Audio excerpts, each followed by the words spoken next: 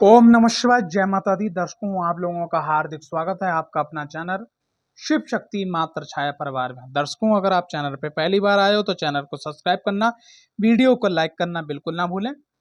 और आज का जो टॉपिक है, आज का जो विषय है वो है सूर्यदेव की महादशा मेष लगन में क्या प्रभाव है। तो देखो, सबसे पहली चीज बता दें, सूर्यदेव मेष लगन में पंचम भाव के स्वामी होते हैं, यानी कि यहाँ के स्वामी होते हैं पंचम भाव के। अब वो अगर मान लीजिए सूर्यदेव लगन में बैठे हुए हैं तो यहाँ पर वो उच्च हो जाते हैं।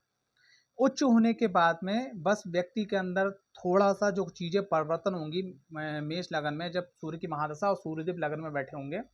एक तो व्यक्ति के अंदर घमंड थोड़ा बढ़ जाएगा, जिसको, और वो क्यों बढ़ेगा, जब सामने वाला व्यक्ति अगर बात सुनेगा नहीं या उसको स्वाभिमान पे बात आएगी तो उसको अंदर गुस्सा भी आएगा, घमंड भी बढ़ेगा। तो स्वाभिमान के लिए अपने लड़ना सही बात है, लेकिन गुस्सा करना, अहंकार करना गलत बात है। यहाँ से सूर्यदेव की जो सप्तम दृष्टि पड़ेगी वो आपके दाम्पत्य जीवन पड़ेगी, तो दाम्पत्य जीवन पूर्ण रूप से विक्षिप्त होने के भी चांसेस बन जाते हैं। कभी कभी क्या, सूर्यदेव की महादशा अगर मेष लगन में आई तो दाम्पत्य जीवन खराब भी हो जाता है और तलाक भी हो जाता है। तो सूर्यदेव अगर यहाँ पर लगन में आपके बैठे हैं, सप्तम भाव पे दृष्टि पड़ रही है और पंचम भाव के स्वामी होकर लगन में बैठे हैं, तो आपके राजनीतिक जीवन में, धन के मामले में, यश कीर्ति के मामले में, पोजीशन के मामले में, पद प्रतिष्ठा के मामले में ये बहुत अच्छा रहेगा।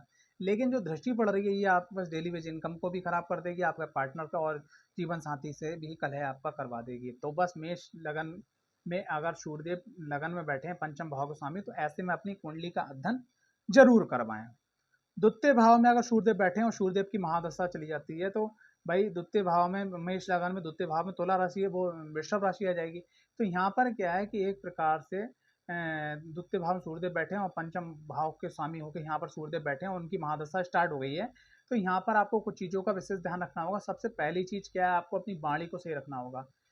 परिवार के बड़े बुजुर्गों से जो है अच्छे संबंध रखने होंगे। और तीसरी चीज क्या है कि आप जब द्वितीय भाव में सूर्यदेव आ जाते हैं तो ऐसे व्यक्ति जो है अपने पेट में कोई बात नहीं रोक पाते। उनसे अगर कहीं किसी की सच्ची या झूठी जो भी बात हो, उनसे ओपन हो जाती है। तो यहाँ पर आपको थोड़ा सा इस चीज को संभाल कर रखना होगा, ठीक है। और यहाँ से जो दृष्टि पड़ेगी वो आपके अष्टम भाव पर पड़ेगी, तो आपके ज्ञान को भी उजागर करेगी। बस आपने क्या ध्यान रखना है, अपनी वाणी को ध्यान रखना है, अपने गले को ध्यान रखना है और गलत खान पान नहीं करना है। बस इतना चीज आप विशेष ध्यान रखिएगा। और दाम्पत्य जीवन को आप संभाल के चलिएगा। अगर आप दाम्पत्य जीवन को संभाल के नहीं चलेंगे तो परिवार के कह सुनने में या कुछ गलत आपके कान में आ जाने के कारण क्या है, आप अपनी दाम्पत्य जीवन को तलाक तक पहुंचा देंगे। सूर्यदेव अगर पराक्रम भाव में आ जाए पंचम भाव के स्वामी होने के बाद में, तो ये जो है थोड़ा सा, और सूर्यदेव की महादशा है तो ये भैया क्या करते हैं, सबसे पहली चीज पढ़ाई में दिक्कत खड़ी हो जाती है, ठीक है। पिता के स्वास्थ्य में दिक्कत खड़ी हो जाती है, ठीक है, क्योंकि यहाँ से दृष्टि पड़ रही है नवम भाव पे, ठीक है। भाग्य में जो चीजें हैं वो धीरे धीरे रुक के आपको मिलने लगती हैं, ठीक है। मतलब मिलेंगी लेकिन रुक के मिलेंगी, ठीक है। और आपके अंदर जो है, जिसको बोलते हैं जलजलाहट, गुस्सा टाइप का, ये हमेशा भरा रहता है। जब भी मौका मिलता है तो आप विस्फोट की तरह फूट पड़ते हो। इन सब चीज़ों का आपको कंट्रोल रखना है अगर सूर्यदेव थर्ड भाव में बैठे हैं और पंच महादशा चल रही है। सूर्यदेव अगर चतुर्थ भाव में आ गए और चतुर्थ भाव में हैं और चतुर्थ भाव से अगर उनकी महादशा जो है चल रही है, तो क्या करना चाहिए भाई। महादशा पंचम भाव के स्वामी होकर चतुर्थ भाव में पहुंच गए, तो ऐसे में क्या होता है कि मैंने बहुत जगह देखा है कि अगर ये लड़के की कुंडली में योग है तो क्या होता है, माँ के कुछ संग गलत हो जाने के कारण या माँ के कहने के कारण क्या, लोग अपने पत्नी को तलाक दे देते हैं। और यही कारण बनता है कि अगर चतुर्थ भाव में सूर्यदेव हैं और वो कुंडली के अंदर मेष लगन में पंचम भाव के स्वामी यहाँ बैठे हुए हैं, तो पत्नी क्या करती है, अपने पति को तलाक दे देती है अपनी माँ के कहने पे, यानी लड़के की सास के कहने पे। तो ये चीज थोड़ा सा आप विशेष बचा के चलिएगा अगर ऐसा प्रभाव बनना है तो। दूसरी चीज क्या है कि सूर्यदेव यहाँ पर चतुर्थ भाव में बैठे हैं, तो आप अपने घर के अंदर शांति रखिएगा। कोशिश ये करिएगा कि ज्यादा से ज्यादा समय आप बाहर बिताइएगा।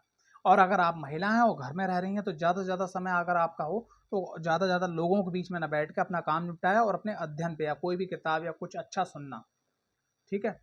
पंचम भाव में सूर्यदेव बैठे हैं, उनकी महादशा स्टार्ट हो गई, तो क्या करना चाहिए। सबसे पहली चीज क्या है, आप अपने पेट को सही रखें। दूसरी चीज, आप अपने उन लोगों को जरूर महत्व दें जिनके माध्यम से आपको लाभ मिलने वाला है, यानी सप्तम दृष्टि यहाँ पर पड़ने वाली पड़ती है जो। दाम्पत्य जीवन को बचा कर रखें, वरना बहुत गड़बड़ हो जाएगी। सूर्यदेव की महादशा अगर छठे भाव में सूर्यदेव हों और पंचम भाव के स्वामी होने के बाद में, तो ऐसे व्यक्ति की जीवन के अंदर जो है पढ़ाई में, लिखाई में या तो रुचि कम होती है या उनकी पढ़ाई लिखाई में अधूरापन रह जाता है।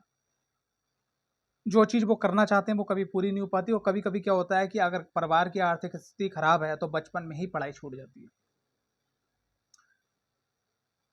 ऐसे व्यक्ति को दिखावे पे पैसा कम खर्च करना चाहिए, और ऐसे व्यक्ति को अगर वो राजनीतिक क्षेत्र में जा रहा है तो उसका व्यापार साइड में जरूर होना चाहिए, वरना ये स्थिति ना बन जाए कि आपके पास कोई पैसा ना बचे और आपको कोई पैसा दे भी ना जीवन को चलाने के लिए। पंचम भाव के स्वामी सूर्यदेव की महादशा, और सूर्यदेव अगर मान लिया बैठ गए कुंडली के अंदर सप्तम भाव में, तो सबसे पहली चीज दाम्पत्य खराब हो गया, सूर्य यहाँ आके नीच के हो गए, ठीक है। स्वास्थ्य में आपकी कमी आ जाएगी, ठीक है। डेली वेज की इनकम में कमी आ जाएगी, और तलाक अगर उनकी कुंडली के अंदर मान लिया सामने वाले पार्टनर की कुंडली के अंदर सप्तम भाव की पोजीशन अच्छी नहीं है, अच्छी महादशा नहीं चल रही, तो तलाक हो ही जाएगा। सूर्यदेव अगर अष्टम भाव में बैठे हुए हैं तो भैया ये पाताल का रोल माना जाता है, और सूर्य प्राण ऊर्जा, और आपके पंचम भाव के स्वामियों के अष्टम भाव में बैठ गए तो ये अपने आप में दुर्योग है। पेट की प्रॉब्लम आपके संग जुड़ी रहेगी, धन संबंधित दिक्कतें आपके संग आती रहेंगी, तो इसको आप संभाल लीजिएगा अपनी कुंडली को एनालिसिस करवाने के बाद। सूर्यदेव अगर पंचम भाव के स्वामी होकर अगर नवम भाव में बैठे हैं तो ये अपने आप में बहुत बड़ा राजयोग है, और उसकी महादशा मिलने पे आपको जीवन के अंदर आपके भाग्य और आपके पराक्रम पे दृष्टि पड़ रही है। इसके माध्यम से आप अपने जीवन में सब कुछ प्राप्त कर लेंगे। बस आपको आलस नहीं करना है, रात को जल्दी सोना है, सुबह जल्दी उठना है, और उगते हुए सूरज को जल देना, बस इतना ध्यान रखिएगा। सूर्यदेव दसम भाव पंचम भाव के स्वामी अगर दसम भाव में बैठ जाए तो एक प्रकार से ये यहाँ पर क्या है कि एक प्रकार से केंद्र में सूर्यदेव अगर दसम भाव में बैठ जाएं तो ये अपने आप में बहुत अच्छा योग माना जाता है। बासर्ते क्या है कि आपने अपनी जीवन शैली को सिस्टमैटिक कर लिया तो ये सूर्यदेव आपको सब कुछ प्राप्त करवा देंगे। पंचम भाव के स्वामी सूर्यदेव अगर मान लिया लाभ भाव में जाकर बैठ गए, सब कुछ मिल जाएगा, नो डाउट। आपके जीवन के अंदर सूर्य की महादशा में खास करके सरकारी सुखों का लाभ, पिता के माध्यम लाभ आपको जरूर मिलेगा। सूर्यदेव पंचम भाव के स्वामी होके और अगर 12वें भाव में कुंडली में बैठे हुए हैं, मेष लगन की कुंडली में, और महादशा स्टार्ट हो जाती है, तो सबसे पहली चीज सूर्यदेव 12वें घर में आपको कुछ चीजों से बचना है, फालतू के खर्चे से, दिखावे के खर्चे, राजनीतिक जो क्षेत्र है वहां से आपको बचना है, अपना काम धंधा बंद करके किसी के पीछे नहीं लगना है, पहली चीज ये, ठीक है।